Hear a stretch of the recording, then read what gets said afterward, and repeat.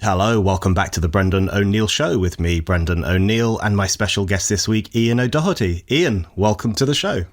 Thank you very much for having me. It's great to have you on. I've wanted you on for some time to talk about things that are happening in Ireland, where you are, of course, an esteemed, if occasionally controversial observer of Irish affairs and Irish life. And I particularly wanted you on to talk about some of the disturbances that have been taking place in Ireland over the past few months, and more than a few months, especially in relation to immigration, the immigration question and so on. And lo and behold, the week in which we're speaking, that kind of thing is happening on steroids here in Britain. Everyone around the world will have seen the riots that have rocked our towns and cities following the stabbing of 3 girls in Southport recently. So I guess I want to kick off by asking you how this riotous event has landed in Ireland. What is the Irish media making of it? What are Irish people making of it? What are they thinking about Britain as they look at all this stuff? Well, this has played straight into the hands of an awful lot of the Irish media, who might try to pretend otherwise, but they really just don't like the English. And they really, really don't like the English working class. Brexit, in many ways, gave these people, who are middle-class clowns, by the way, license to unleash the last acceptable racism in Ireland, which is anti-English racism. Oh, and antisemitism, of course, which we have always specialised in. That's one of our national traits. But there's been a sense of almost glee amongst the chattering classes, amongst the Irish political elites and media and academia and stuff like that. And they somehow are trying to spin this as if they have been proved right. Because what they've been saying is, you see, we told you that if you voted for Brexit, you were going to become a fascist hellhole.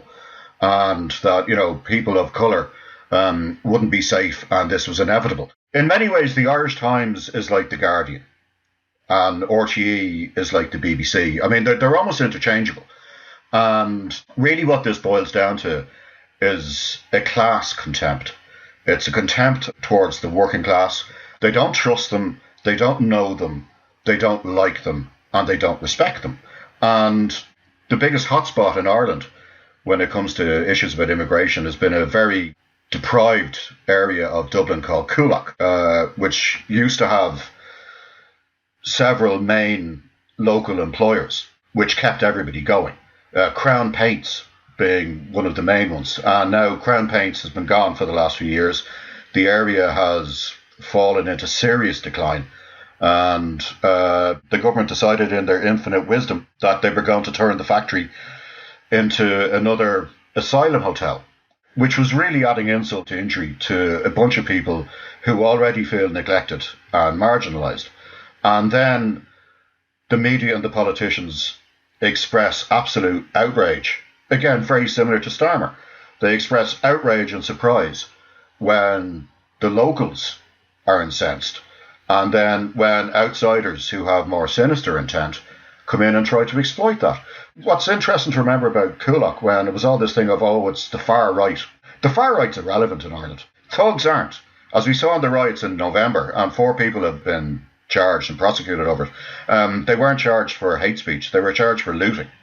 And the interesting thing to remember about the riots in Dublin in November on O'Connell Street was that of all the looting that was done, it was places like Foot Locker, whereas Eason's, which is one of the biggest bookstores in Ireland, they weren't looted. You know, it was people looking for cheap runners.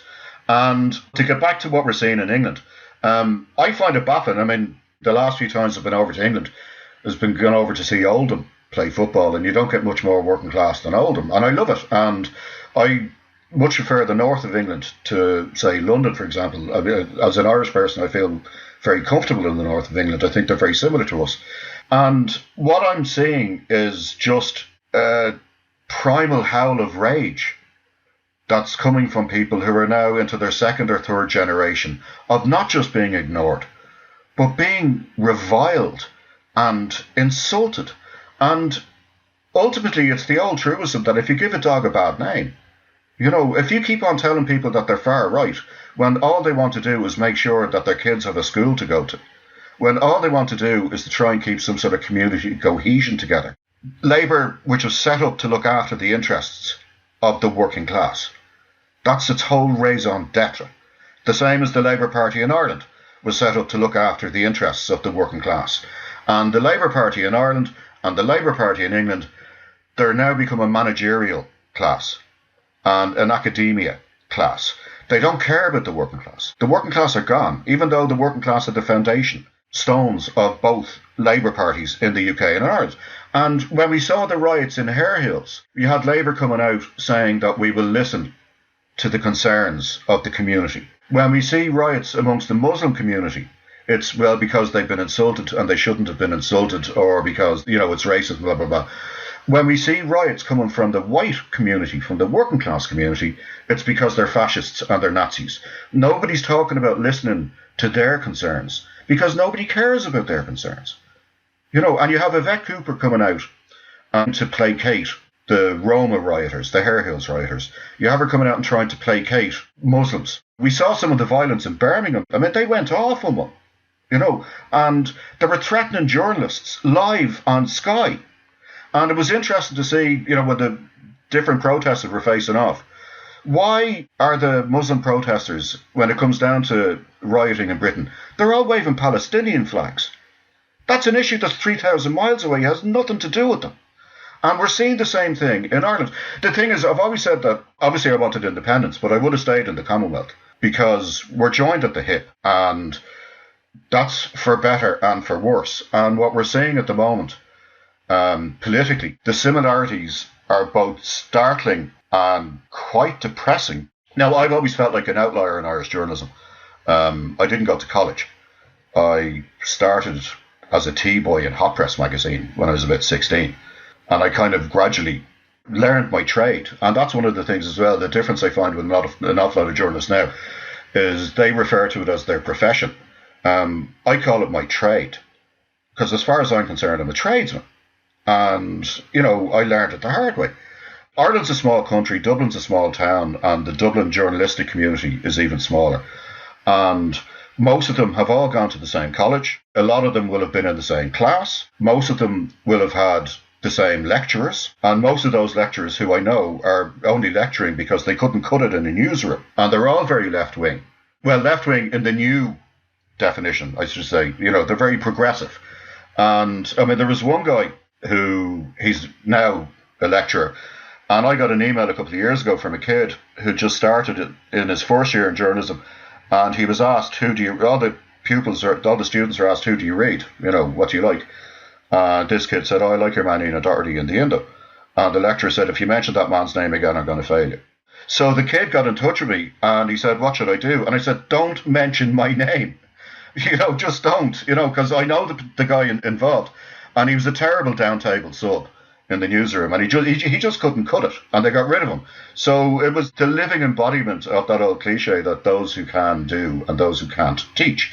We can kind of laugh about these ridiculous kind of anecdotes or whatever, but this is what's creating a generation of Borg-like journalists who they like to sneer at religion because that's the trendy thing to do in Ireland now. You're not just non-Catholic, you're anti-Catholic, and Catholicism represents everything that's regressive and nasty and stuff like that. But they cling to their articles of faith just as stubbornly as the old school Catholics clung to their catechism. And they don't seem to realise that they have simply swapped one religion for another. There's a few of them, particularly in the Irish Times, and I made a point about one of them a while ago that she's a particular scold, and she just loves scolding people. I've often said about her that 30 or 40 years ago, she would have been a nun because she's fulfilling the same need in her psyche to give out to people and to sneer at people. And this is something that you see a lot when you read The Guardian. You see a lot when you read a lot of the Irish media. And again, it goes back to the fact that if you look at the areas that are most impacted by immigration in the UK, they're working class areas. If you look at the areas that are most affected by immigration in Ireland, they're working class or rural areas. None of the journalists and none of the politicians live in these areas. Like, the only time they see Coolock is when they're on their way out to the airport to go off on some nice junket. The only working class person they meet is the cleaner who comes around to their house twice a week, right? And so for them, immigration is a nice theoretical notion that we should all be lovely to everybody. They're not moving international protection camps into Donnybrook or Sandymount or Ranelagh or Dalkey, which are the very leafy suburbs where a lot of the journalists happen to live. And I can guarantee you, if they did, a lot of these journalists would suddenly go through the moral contortions that we're so used to seeing them about why they'd be putting in planning objections. As far as they're concerned, the working class can go to hell. It's as simple as that. This episode of The Brendan O'Neill Show is sponsored by ExpressVPN. Going online without ExpressVPN is a bit like not having a case for your phone. Chances are you'll probably be fine, but all it takes is one drop and you'll be kicking yourself for not spending a few extra pounds on some protection. So many people still don't realise just how dangerous it is to not use ExpressVPN. Every time you log on to public Wi-Fi at a hotel, cafe or airport, you're putting your private information at risk. Hackers using the same network can gain access to and steal your data. It is so easy, even a 12-year-old could do it. Your personal details are incredibly valuable, so hackers can make thousands selling them on the dark web. ExpressVPN helps you stay safe online by creating an encrypted tunnel between your device and the internet. That means your data is safe from hackers. In fact, it would take a hacker with a supercomputer over 1 billion years to crack ExpressVPN's super secure encryption. All this might sound complicated, but ExpressVPN is actually really easy to use. All you have to do is open up the app, click one button, and you're all set. ExpressVPN also works on all your devices, from laptops to TVs, quietly protecting you in the background. Most of the time, whether I'm using it at home or on the go, I don't even realise it's on. It is completely effortless. So secure your online data today by visiting expressvpn.com/Brendan. That's expressvpn.com/Brendan, and you can get an extra 3 months for free. expressvpn.com/Brendan. It's very useful to hear you describe it like that, especially when you talk about the relish or the glee with which the chattering classes in the Irish media looked at the riots in Britain, because we've had an element of that even from our own native ruling class here in the UK. Of course, they're horrified by the riots, and of course, they've devoted a huge amount of energy to crushing them in terms of police time and so on.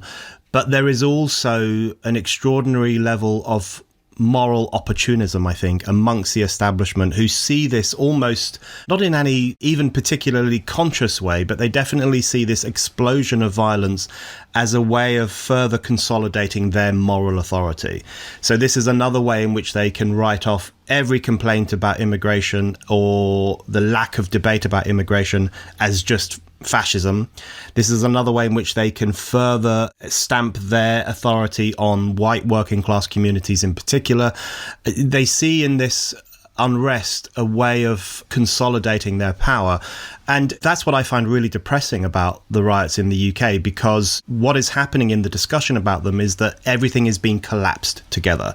So the extraordinary violence that we've seen, where mosques have been attacked and hotels have been attacked, and real horrific violence has been carried out by thugs, as you described the blokes in Dublin who rioted last November.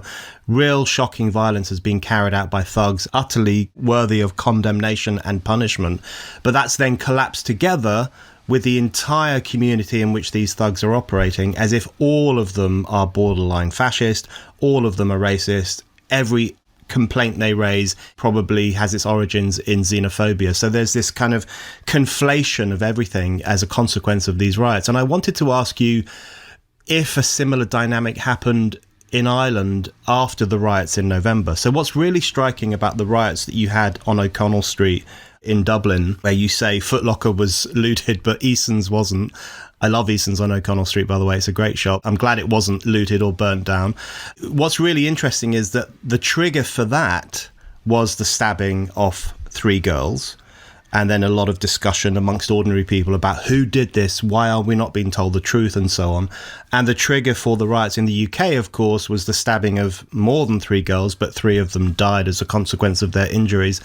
So it's very interesting. There are commonalities between them, but I wanted to ask you, what was the response from the Irish establishment to those November riots? Did they do what the establishment here is currently doing, which is just to write them off as far-right, racist, and use them as an opportunity to demonise all complaints about immigration as being somehow problematic?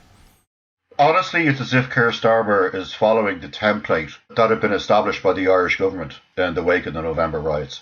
Micheál Martin came out and he was talking about immediately the far right. Without barely pausing for breath, he immediately started banging on about the importance of bringing in really strict hate speech laws, which I've written about, Force-Spiked, which would make Scotland's hate speech laws look like a libertarian paradise. And again, it's the cynicism of it. In the same way that I honestly think the UK government are absolutely delighted about the riots, because it gets them off the hook. And in the same way that anybody in America who tries to defend Trump, immediately they have January 6th just shouted at them, as if that's it. That's the silver bullet that kills all debate and all argument. And what we saw in November was an explosion of criminality that we really haven't seen in Dublin for generations. The massive overreaction and hysteria was incredible, and it just goes to show how quickly the thin veneer of civil behaviour from the elites drops, and they showed their true colours. You know, I mean, all they were short of doing was talking about internment of everybody who lived in Sheriff Street and the area around them, because they're just the wrong type of people and you can't trust them. There was one councillor down in Limerick who said that the rioters should have been shot in the head. And he's still a councillor. Like, I often think that I've just wandered into somebody else's nightmare, where common sense just seems to have gone out the window. Like, we live in a world where liberal values are now held up and accused of being conservative values. Free speech, freedom of assembly, you know, general tolerance. And what used to be seen as very regressive, nasty kind of principles, they're now the principles of the progressives. I started out in journalism when I was very young. It was the only thing I can do. A lot of people say I still can't do it, but I'm doing my best, right? And back then, the enemy was the church, because the church was the dominant influence in Ireland. And I remember taking great pride when there'd be angry phone calls from priests or angry letters from bishops. Bishops don't make phone calls. That's beneath them. They get their secretary to write a letter. And I remember there'd be older journalists and they'd be freaking out and they'd be going, Bishop such and such is on the warpath about something you wrote. And I'd laugh and I'd go, good, because I always thought it's the job of a journalist to really piss these people off. It's both a privilege and a responsibility to give the 2 fingers to the people who are the dominant social force. Now, I've kind of flipped on that because the Catholic Church as an institution is so irrelevant in this country that I actually kind of feel sorry for them now. And I think the best form of rebellion a young person could do in Ireland would be to go to Mass, because everybody sneers at them. And there were journalists who were sneering at them now who were very quick to bend the knee when it suited them, right? So the church now is kind of irrelevant, and it has been for a very long time. The church has been replaced by a new clerisy, which is the politicians and the journalists and the academics and the NGOs. The NGOs get away with murder, and we're paying for these NGOs. When I'm talking about the topsy-turvy thing, we have like the Irish Council for Civil Liberties. Now, when we hear the phrase civil liberties, you go, okay, we're all for civil liberties. They're demanding the introduction of the incredibly stringent hate speech laws. So that doesn't sound very civil libertarian to me. And you've journalists demanding the introduction of hate speech laws, you know, or journalists for censorship, as I call them. And you can see the disconnect that's going on. A lot of it is cowardice, and a lot of it is laziness. A very small proportion of it is genuine activism. Most of it is just going with the flow. And I remember my sort of intellectual divorce from Irish journalism, because I've always been proud to be a journalist. I think it's a proud trade. Being a journalist wasn't what I did, it was who I was. And I don't feel that anymore. Now it's just what I do. And a lot of that goes back to our response to Charlie Hebdo. And I remember being in conference around the time of the Charlie Hebdo thing, and I was saying, run the pictures. Run the pictures. We need to run the pictures. They've just killed 12 of us. How would we feel if somebody had come into our office on Talbot Street and sprayed the newsroom? We need to run the pictures. And of course they wouldn't. And I was looked at like I was a lunatic. We have quite a rump of Islamic fundamentalism in Ireland. And I've had a couple of death threats. I've had the cops come around to the office and say, you can't come in here anymore. Although my favourite death threat was one of them who actually rang up to apologise in advance because he was going to be standing outside the building with a gun and a bottle of acid. If anybody else got injured, he just wanted to know that it was only me that he was going after. And I thought, what a very polite person to make a death threat. So I don't take any of these things seriously, but they are there. What was incredible was that the paper that I worked for, all the journalists got together and they did a big picture and they're all holding up the placards saying, Je suis Charlie. And I refused to take part in it. I just walked off. I just went off for a beer because it was like, if you won't run the pictures, you are not Charlie. And you see, the thing is as well is that we're all aware that we're working in a dying trade. Print journalism it's got a couple of years left at best. So on the older side of the thing, a lot of the commissioning editors and stuff, they're just hanging on to try and get to retirement. People tend to forget about the power of human nature. These things aren't great conspiracies. They're not great trends. It's basically people just trying to get through the day. And we tend to forget about that. And I know a lot of people in their sort of late 50s, early 60s who are in good positions. They just want to get to retirement and then they want to get out. So they're not going to have a row with Muslims. They're not going to have a row with the trans brigade. They don't want any hassle. So for people like me who kind of thrive on the hassle, because I like a good scrap with these people, we become pushed further and further out of the main part of the paper. We work in a more conservative media now, a more cowed media. There's lots of really good, frustrated people in it. And there's a lot of really bad people in it who consider themselves to be activists or part of the establishment. There's one fascinating case that while I'm thinking about it.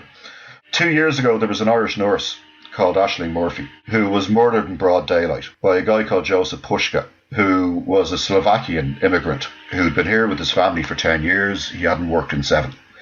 He was also a convicted sex criminal in Slovakia. He was a person of interest in sex offences in the Czech Republic and the United Kingdom. The case absolutely shocked the country. A young girl in broad daylight.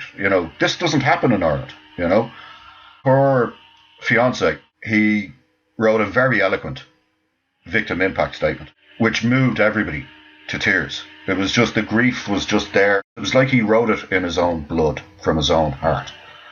And he was saying that Ireland has lost its innocence and that Puska had never given anything back to this country. He'd only ever taken it from the time he was here. And Ryan wanted to get back to an Ireland where everybody, regardless of where they were from, could walk down the street during the day without worrying about one of these animals coming along and killing them. All of that part of the victim impact statement was redacted by a lot of the Irish newspapers. And one journalist from the Irish Times went on to the BBC Northern Ireland, and she said that the Irish Times were right to not include that portion of the victim impact statement because A, it was incitement to hatred, B, it wasn't helpful, and C, Ryan had become a hero of the far right. And then she also pointed out that Puska's nationality was irrelevant, despite the fact that he was a convicted sex offender in his native country. I think that makes it fairly bloody relevant. One of the things I thought was most interesting about that was that when, it was this one, Kitty Holland, just think Owen Jones in a bad wig, right? That's what we're dealing with, right? She's a Nepo baby. She's Eamon McCann and Mary Holland's child, two sort of firebrand Irish journalists. And when she said it wasn't helpful, Mark Carruthers, who was the presenter, didn't pull her back and say, helpful to whom? It wasn't helpful to the government strategy?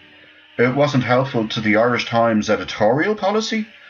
Who was it not helpful to? I remember watching it at the time going, this is going to cause war.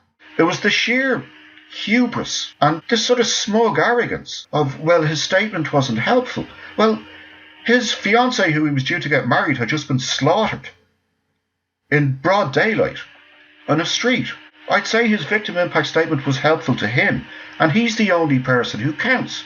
Again, the article of faith that I mentioned earlier. Holland's article of faith is that immigration is great, multiculturalism is great, and if you dare to question any of these articles of faith, well then you're a heretic, and you must go through all the punishments that Christian heretics had to go through. At every point, when you go through the progressive movement, who aren't very progressive at all, you can see it's a new religion. And it's that old line that when people stop believing in religion, it's not that they believe in nothing, it's that they believe in anything. It's that they have this burning desire to cling to a dogma. That means they don't really have to interrogate the issues for themselves. They have their high priests and their high priestesses, they have their Fintan O'Tooles, they have their Kitty Hollands, and they will do the thinking, such as it is, for them. I mean, Irish Twitter is insane. It's absolutely deranged. Most people I know, normal people, have just left because it's been taken over by mentally ill men in frocks. You'd swear Graham Linehan was worse than Hitler. Now, and I have to say, I mean, what happened to Graham was a disgrace but predictable. What happened to Graham from Graham's friends was a disgrace but wasn't as predictable. And I know Graham, we worked in Hot Press when we were teenagers together. And here's the thing, we've never liked each other. I don't like Graham. Graham doesn't like me. Yet, I found myself being the only person who was defending Graham on radio and in print. Because the fact that me and Graham don't like each other is entirely irrelevant, because it's the principle, not the person. And we have a similar social circle in Dublin. Again, small town, we all work together. It's comedians and journalists and, musicians and tossers, basically. But people who've been really, really close to Graham, and people who are happy to bathe in his reflected glory when he was winning BAFTAs and winning all the awards and stuff, and they were very happy to let it be known that they were friends of Graham's. They ran a mile. And again, it shows the kind of topsy-turvy world we live in, that the only person really who was defending Graham in Ireland is a bloke who can't stand him. I really want to ask you about this new religion that you've mentioned there. So the guy you've talked about is Ryan Casey, who was, as you say, the fiancé of Ashling Murphy, who was killed in Tullamore near Offaly in 2022. And I mean, that made waves not only in Ireland, but around the world. And there was a vigil for her in London as well. And I was really shocked by the redacting of some of what Ryan Casey said. It was incredibly disturbing. But what was really interesting to me about the Ashling Murphy case, firstly, the horror of it, of course, but also very early on, after the terrible event itself, there was already a bubbling discussion about the problem of misogynistic violence, the problem of male behaviour. There was already this desire amongst the establishment, the cultural establishment, to broaden this one event out into a condemnation of male behaviour more broadly. But as soon as it became clear that the suspect was an immigrant, that instantly complicated their narrative. And then their instinct was not to broaden it out, not to say that this tells us a bigger story about certain groups of people, but rather to do the precise opposite and to say that this has, no reflection whatsoever on any group of people, and anyone who says otherwise, including even the grieving fiancé of Ashling Murphy, is a problem. So that was such a striking case in terms of the hypocrisy, the double standards, and the authoritarianism of that section of the chattering class. And it spoke to an issue that you've raised a couple of times, and I really wanted to ask you about this, which is the replacement of Ireland's old religion with a new religion. So Catholicism is out. I go to Mass when I'm in Ireland with my family, and there's not many people there. And it really has died a death in some ways, and the Catholic Church has become the butt of every joke and the target of every woke attack, socially aware attack. People just love making fun of the Catholic Church. But at the exact same time, a new religion has crept in, the religion of wokeness, or however else we want to describe it. And it's amazing how many ideals of this new religion are similar to the ideals of the old religion. So firstly, there's the censorious approach, the crushing of anyone who dares to blaspheme or dissent. There's the rather neglectful attitude to women. We know that the Catholic Church did not have a perfect approach to women, and we know that wokeness doesn't either. The way in which it allows men to parade around in women-only spaces, or to invade women's sports, or even to be imprisoned in women's prisons, as we saw with Barbie Kardashian in Limerick. And it also has undertones of anti-Semitism, which you've mentioned before. You know, the Catholic Church had its problem with Jewish people, and this new religion has its problem with Jewish people too. So the commonalities between the two religions I find very interesting. How is it possible that you can have this media elite based in Dublin, which considers itself very free-thinking and open-minded in comparison with the cultures around the country and the kind of ignorant rural people, which is how it tends to view them? It thinks of itself as very open-minded and very liberal and very right-on, but they have become adherents to this new religion. How do you explain that contradictory dynamic? I think the templates might change, but human nature doesn't. And the labels might change, but human nature doesn't. So the same kind of people who would have gravitated towards the church when the church held the whip hand over the Irish are now gravitating towards what, we might loosely define as sort of a woke culture. But even when you're talking about the censoriousness of the current iteration that we're seeing at the moment, the great Edna O'Brien recently died. Quite simply one of the greatest novelists in the history of the English language. And she had her books burned. Literally books burned. It was amazing to see all of these people when they were doing the appraisals of O'Brien's life, and they were quite rightly condemning the Catholic Ireland that she escaped from. They were quite rightly condemning that whole attitude. These are the same people who launched campaigns against John Boyne, the author, for daring to write about trans issues. And they don't see the irony. A lot of these people, they're actually quite dim. There's no level of self-reflection. There's no level of saying Edna O'Brien was brilliant and she was persecuted by an intolerant, censorious regime. Now let's go and burn Graham Linton's book in the name of kindness. One of the most liberal people I know in terms of he can have a reasonable debate and without losing his marbles is a guy called David Quinn, who works for a Catholic foundation called the Iona Institute. He's a fairly hardcore Catholic, but he doesn't care really what other people get up to. Now, abortion is a red line for him, as it is for a lot of people, as it is for quite a few atheists as well. Abortion isn't just a religious issue. We have this idea over here that anybody who's against abortion must be a religious fanatic. Yet, even though myself and David, we disagree on euthanasia, we disagree on various different issues, we'll meet up for a beer every now and then, and we'll have a laugh. And we'll do what everybody used to do back in the before times, before Brexit, before Trump, where people who disagree get together, have a few beers, have a laugh. And with me and David, we have about a half an hour of trashing out the various different, moral issues of the day. And then we talk about football.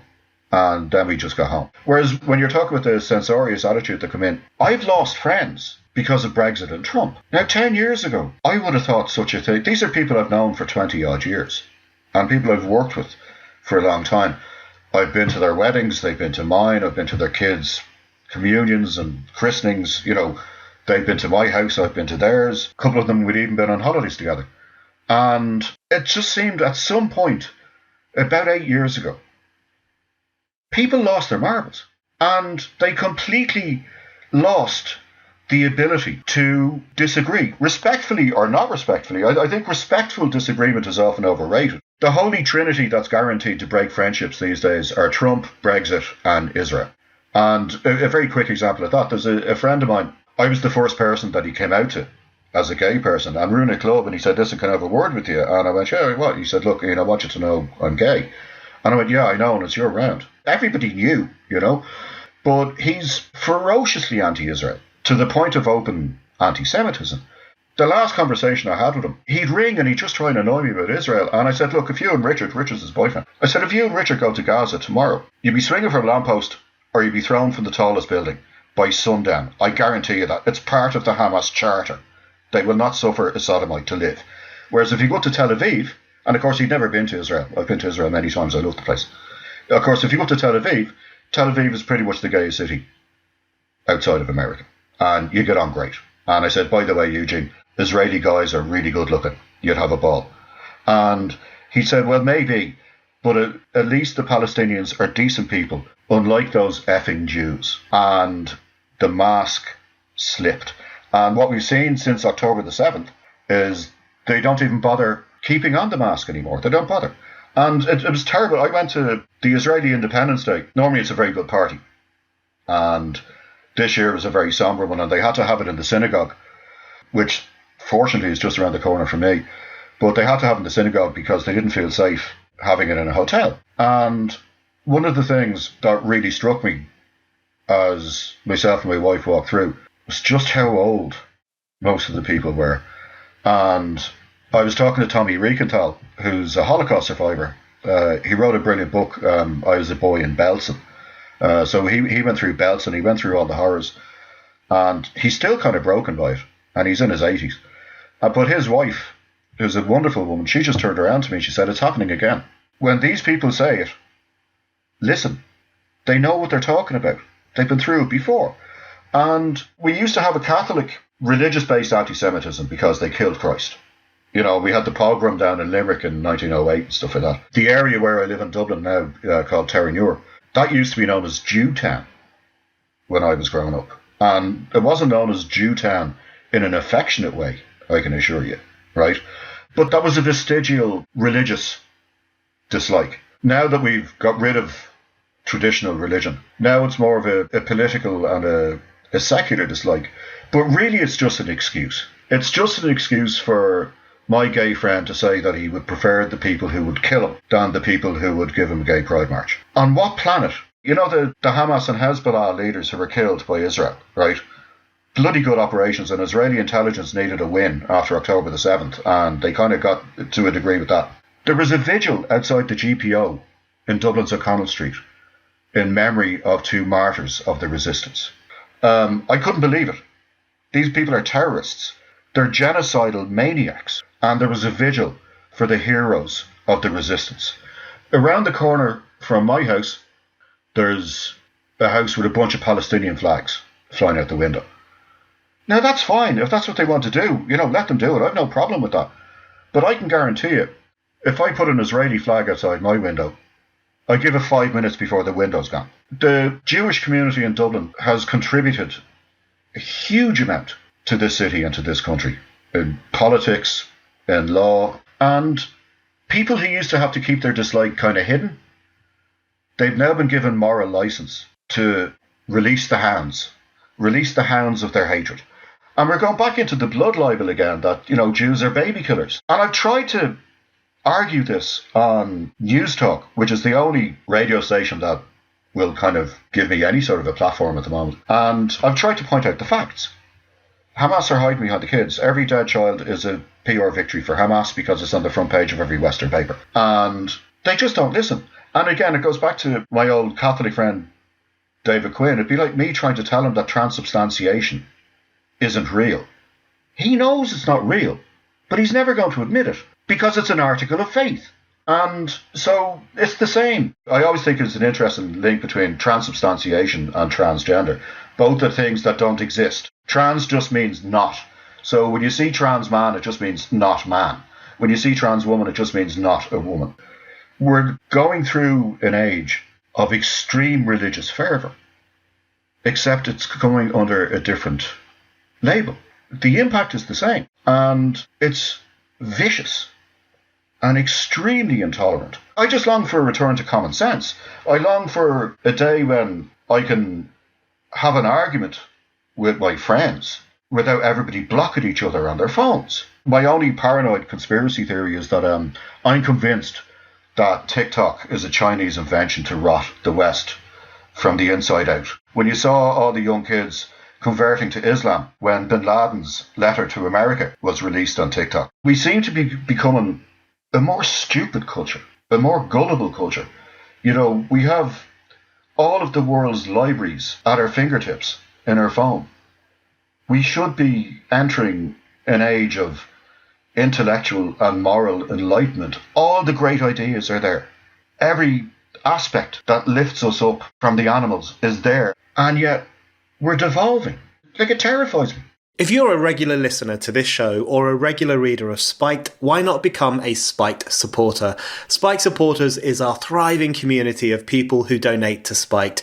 Anyone who gives £5 or more a month or £50 or more a year can become a Spiked supporter and get access to lots of exciting perks. Spiked supporters can comment on articles, get free and discounted tickets to events, get a discount on all items in our shop, and bookmark articles as you browse. This is our way of saying thank you to all of you who fund our work. Spiked is completely free, and yet you still hand over your hard-earned cash to make sure that anyone, anywhere can read us and listen to us. We're incredibly grateful for your generosity.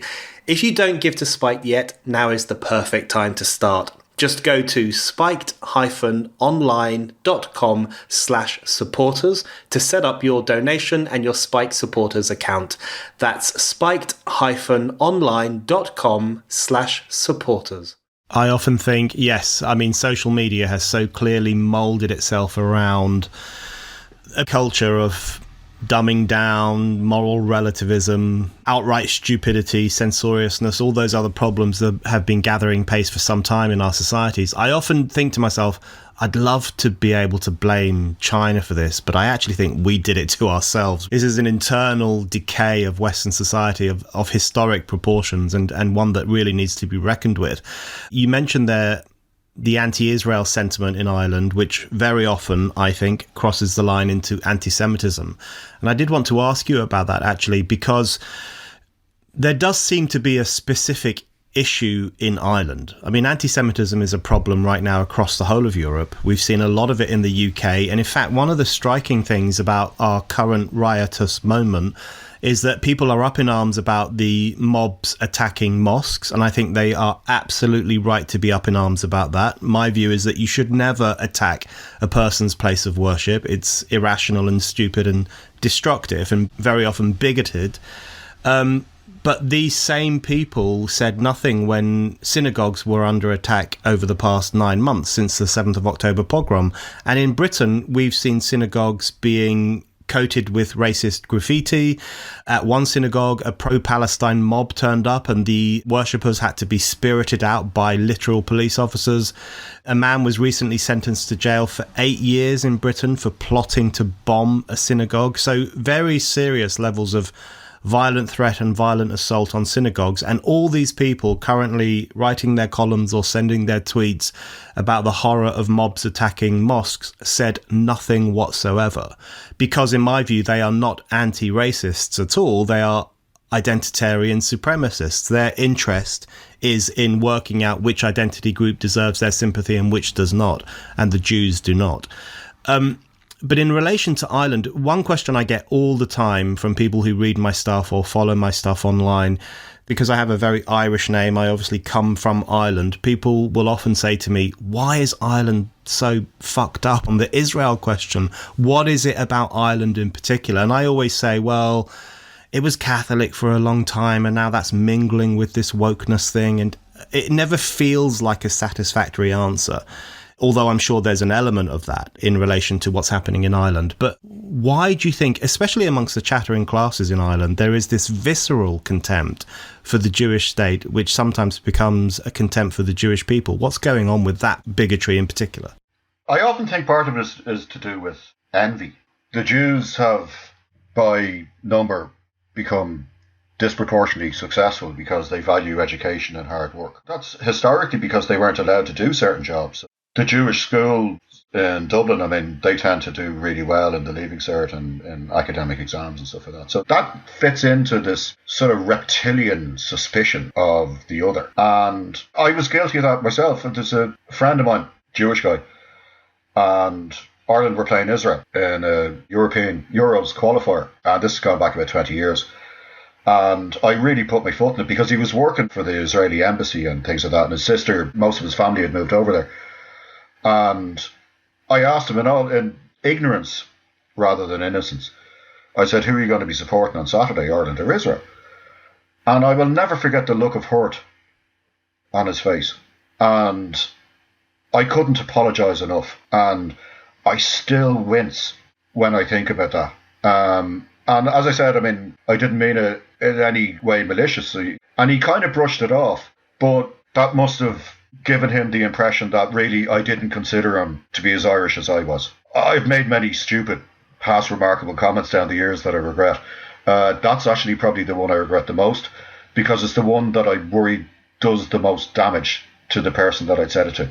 Because it reinforced, even though I'd be a friend to the Israeli embassies, you know, I go out for lunch with the diplomats and stuff like that, and I go to Israel every chance I get, and I'm one of the few staunch defenders of Israel and Jews in the Irish media. But on that particular instance, I really dropped the ball, and I've always felt very guilty with that. But in terms of the current obsessive hatred, now it's obsessive. This goes back into laziness for a start. You'll be invited to the right dinner parties in the right circles if you say the right things. And it's like what I was saying at the top of the show, that in the way that an anti-English racism is the last acceptable racism in Ireland, apart from antisemitism. So if you say the right things, that they're slaughtering children, if you basically unwittingly parrot ancient blood libels without even realising it, if you say from the river to the sea without even knowing which river and which sea, that doesn't matter. You're still saying the right thing. How many of those idiots turned up at the vigil for those two terrorists on Saturday and had no idea about how many innocent Jews that these people have killed? And not only would they have had no idea, they probably wouldn't care. And also, though, on a broader picture, anti-Semitism across the West, and I mean, in Australia, it's off the charts. In America now, they're openly calling for another Holocaust, you know? And that's coming from academia. It's not coming from rednecks. But this is a reminder that we often make the mistake of assuming that politics is linear, that the far right go one direction and the far left go the other direction. They're like train tracks, they'll never meet. But actually, politics is circular, and it's like having two hands on a clock that go in different directions. But sooner or later, they're going to meet. And where they meet is the Jews. Where the far left and the far right meet is their mutual hatred for the Jews. And I look around Dublin, which was once a very friendly town to Jews, with a good community. Even where I live, used to have a very strong Jewish population. Most of them have left. They've gone to Manchester or they've gone to Israel because they know that there's no future here for them. And I'm seeing with my own eyes an area that used to have a very strong Jewish presence no longer has a very strong Jewish presence. But I have Jewish friends and they go, where do I go? They don't feel safe in Israel. I have friends over there who are sleeping in safe rooms every night, right? They used to go to Manchester. They don't necessarily feel safe in Manchester. They certainly don't feel safe in London. America and Canada, they've gone crazy. And I do worry that we're on the cusp of some sort of crystal knocked and the chattering classes will excuse it. That's the fear. And it seems that basically you can say what you like as long as it's about the Jews. And this thing, there's a difference between anti-Semitism and anti-Zionism. That's bollocks, right? It's a distinction without a difference. They can try and dress it up as much as they want, but we know what it is. When somebody tells you what they think, you'd be better off believing in them and taking them at their word. I really agree that the kind of common prejudice between the far right and the far left is the Jews. And in fact, over the past few days here in Britain, there have been 2 episodes of Nazi salutes being captured on camera. One of them was by a couple of the pricks taking part in the horrible riots that we've seen in the post-Southport moment. 2 young white fellas with the England flag doing Nazi salutes, and I always think how ridiculous it is to have the England flag while saluting a racist ideology from Germany that we helped to defeat.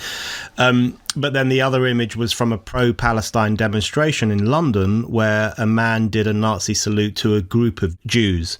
So a group of Jews were counter-protesting and they were waving their Israeli flags and they were standing up for Israel. And this guy stood in front of them and did a Nazi salute. And you can guess which one caused a storm in the media. You can guess which one Keir Starmer openly condemned in one of his press conferences. It was, of course, the one done by the far-right idiots and not the one done by the supposedly pro-Palestine activists. So there is this commonality between these 2 groups. But then, as you say, there is this excuse-making by the chattering classes where only one form of far-right fascistic bigotry is condemned, while the other form is either ignored, or even worse, people apologise for it and say, well, they're angry about Israel, they're angry about this, they're angry about that. So it's a very dangerous, volatile situation, I think. Okay, Ian, my last question for you is on something you've touched on a few times in this conversation, which is freedom of speech, which is an issue close to my heart. I know it's an issue close to your heart as well. You've written about it for Spike, you've written about it elsewhere. You've mentioned already the hate speech law in Ireland, which people around the world are horrified about, including Elon Musk, who kicked up a fuss about it online. Tell us a little bit about where that is at the moment. How does it stand? Has there been any more pushback against it in Irish society, or did the recent riots and disturbances in Dublin convince the chattering classes even more so that they need to control how people think and what people say? What's the culture around freedom of speech in Ireland right now? Well, the culture traditionally around freedom of speech in Ireland has never been particularly strong. You look at our libel and defamation laws, I mean, they're just off the charts. And again, that comes because we've always been a subjugated people, whether it was the church or whether it was the British or now whether it's the EU. The greatest myth the Irish have ever sold to the rest of the world is this idea of the fighting Irish. We're not fighters at all. We prefer somebody else to do the thinking for us. So people don't trust free speech. I mean, it's amazing how you see, the really obnoxious phrase, freeze peach, that liberals use to mock the idea of free speech. And there's an Irish online publication called The Journal, and they said that free speech is cherished by conservatives and members of the far right. And you're going like, the whole concept of free speech, modern free speech, comes from Berkeley in the 60s, which was a left-wing movement. There was a rally against the Criminal Justice Incitement to Hatred Act, or Hatred Bill. It hasn't been enacted yet. I'll get into that in a minute. There was a rally outside the Dáil, and I was asked to speak at it. I wasn't going to because I wasn't too sure about some of the other people around the panel. But then Antifa started making threats, and they said that they were going to wreck the place. So I said, okay, sign me up. I'll go. And what I thought was hilarious was, so we're all standing outside the Dáil. There's a line of police going down the middle of the street, and the Antifa goons are on the other side, and they're all wearing balaclavas, and they're all shouting and stuff. And they all look very deeply unhappy. I mean, you never see a happy Antifa person. They all look like they need a good meal and a shag. But the point that I was making at that rally, and the point that I've made, is that I'm not looking to defend your right to free speech, Brennan. I'm not looking to defend my right to free speech. I'm looking to defend Antifa's right to free speech. I'm looking to defend the right of free speech for the people that I most disagree with. Because if you only defend the things you agree with, well then you're not really defending anything. And there was a piece that I did for you guys with the Scottish guy who was done for insulting Captain Tom Moore. The guy's a gobshite. There's no doubt about it. But if you want to make a fool of yourself, make a fool of yourself. Of course, they can't define what hate is. Hate is whatever you feel. And they can't define what a woman is. And if you can't define hate, and if you can't define a woman, you should not be in charge, right? Now, Ireland's hapless, utterly clueless, useless Minister for Justice, Helen McEntee, has been trying to force this through. One of the protected characteristics in it is religion, and then in brackets, or the absence of religion. Now, I'm an atheist, so if, say, my religious friend David Quinn says to me, you're going to hell if you're not saved by Jesus, can I have him arrested? Because I'd probably do it just to annoy him. But the thing is, this powered through the first house in the Dáil, and all the politicians were basically saying, and this is the interesting bit, including Sinn Féin, that if you were against this, you were far right, or you wanted to kill black people, or you wanted to go out and gay bash people, or you hated trans people. Then there was a bit of blowback, to a large part from some of the international attention, actually, because when I talk, or when other people like me talk, there's a whole cohort of people that, if the likes of myself and Myers said, oxygen is really important, they would hold their breath until they pass out just to prove me wrong. I mean, it's that sort of stupid kind of thing. But Sinn Féin, who were full square behind it, when it got to the Seanad, which is the upper house, our House of Lords, it was meant to just be rubber stamped, and it was meant to be passed in the last session of the Dáil. And the Seanad majority, for once, a body which I think should be abolished, for once they actually did some good work, and it was Sinn Féin senators who were involved in blocking it. And all of a sudden, just as they have on the immigration issue, Sinn Féin did a full reverse ferret, because they held their finger up in the air, they saw which way the wind was blowing, and they went, okay, we're actually on the wrong side of the public on this one, so we better back down. So it's now they're talking about sending it back for yet another consultative process, which is official Ireland's way of saying it's probably not going to happen. Or if it does happen, it'll be in such a ridiculously watered down thing. But I was kind of, in a perverse masochistic way, I was nearly hoping they were going to bring it in because I wanted to be the first person to be prosecuted. Because one of the elements of it was that even if you had something on your tablet or your phone, you could be done for 5 years if it was liable to display or incite hatred. Now, as it happens, I have a copy of the Turner Diaries on my tablet. That was the Timothy McVeigh's book that inspired him to do the Oklahoma bombings and stuff like that. And it's one of the most hilariously badly written books you'll ever read. But it is fascinating in the same way that I read through Mein Kampf, same way that I read through Das Kapital. All of these books. So if a cop was to come into my house and they seize my digital electronic devices, yeah, take me to court.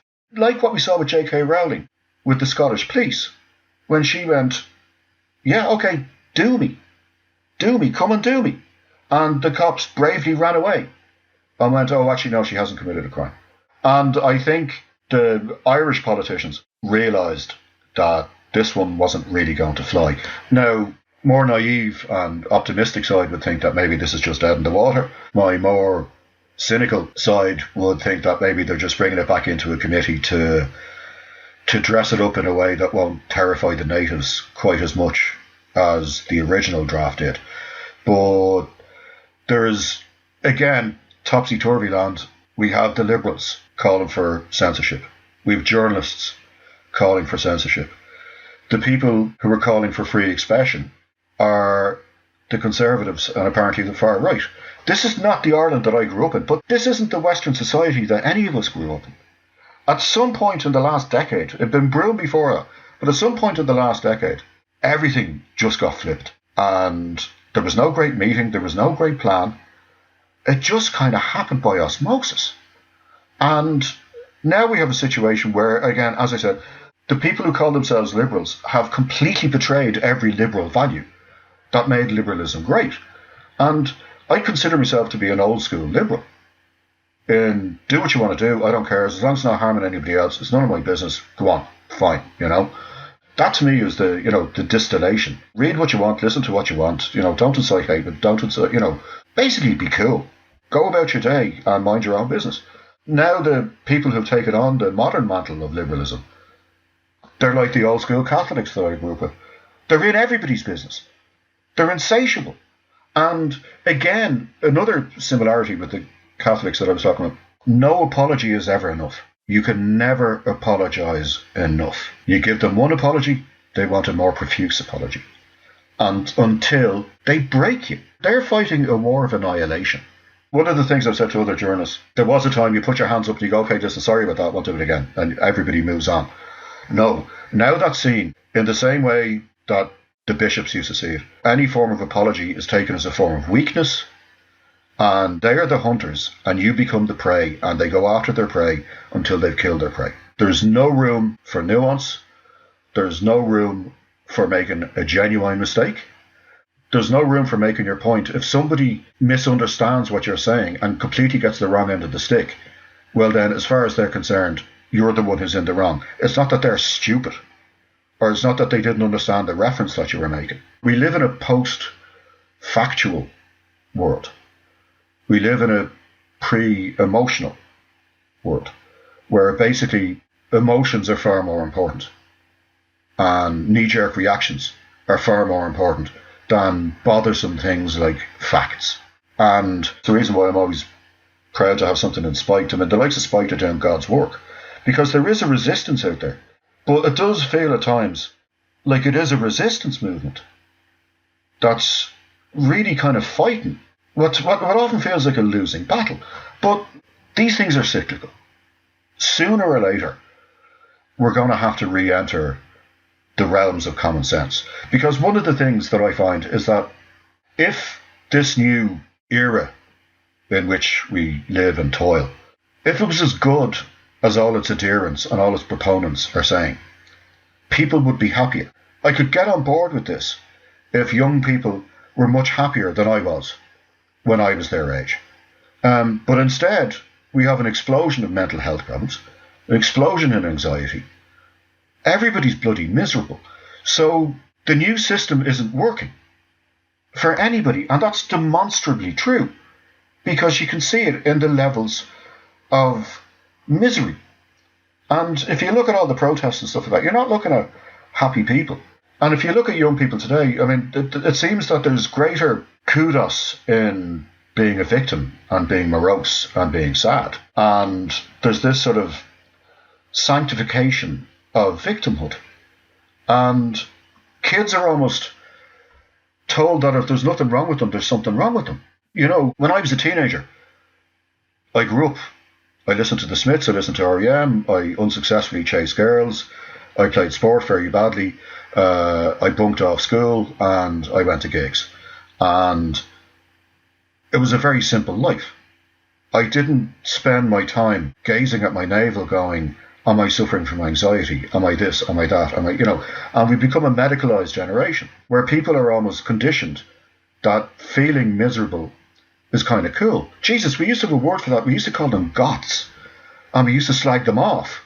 You know, I do think Ireland's going to blow at some stage. You can't keep on treating the people with the contempt that the authorities and the establishment have been treating them with. And it creates a vacuum, and into that vacuum come bad actors. And Ireland actually has Ireland has a brilliant opportunity. We're a small rock on the edge of Europe in the Atlantic. And we can actually learn from the mistakes that have been made by the UK and that have been made by Sweden, Germany, France. We still have time to learn from those mistakes because we see it happening. You know, it's not some sort of paranoid racist theory. This is evidence that's right there in front of our eyes. We see it happening. And we know the steps that we can take. Will we take them? Will be buggery.